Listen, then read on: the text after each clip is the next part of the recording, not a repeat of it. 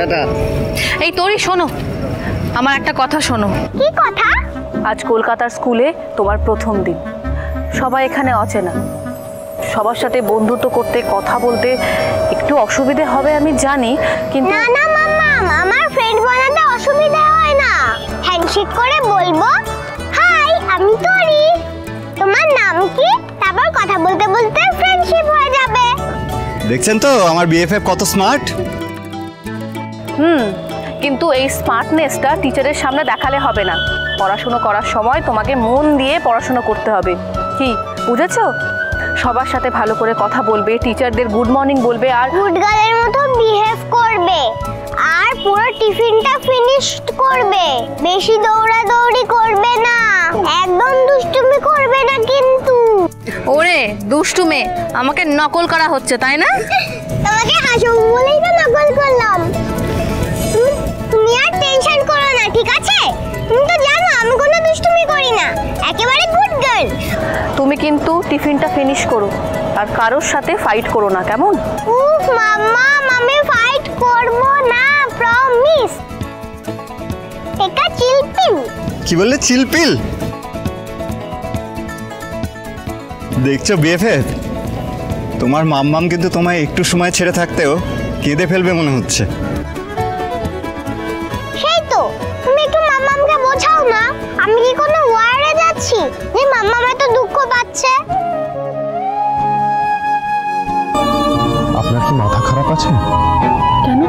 আপনার এই bag pack করা দেখে মনে হচ্ছে আমি 1 মাসের জন্য বিদেশে যাচ্ছি। আরে যাচ্ছি তো ভুবনেশ্বরে, কয়েক ঘন্টার কাজ।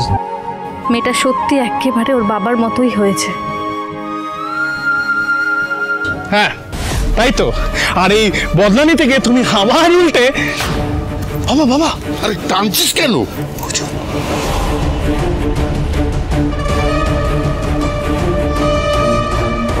আমলদা গাড়ি বের করো। না না বেরো, তোমাকে যেতে হবে না, আমি যাব। বের করো তুমি তাড়াতাড়ি। হ্যাঁ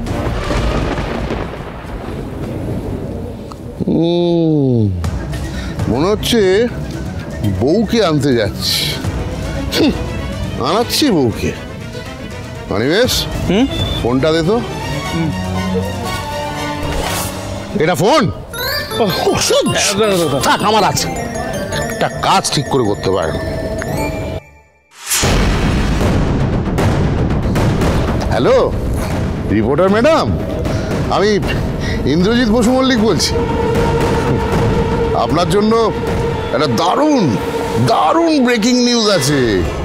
না না, পাক্কা খবর, প্রমাণ আছে আমার কাছে। ওই বসু মল্লিক পরিবারের বড় নাতি, আসল উত্তরাধিকারী, তেজ বেকারির নতুন এমডি তেজ বসু মল্লিক আসলে নপুংসক।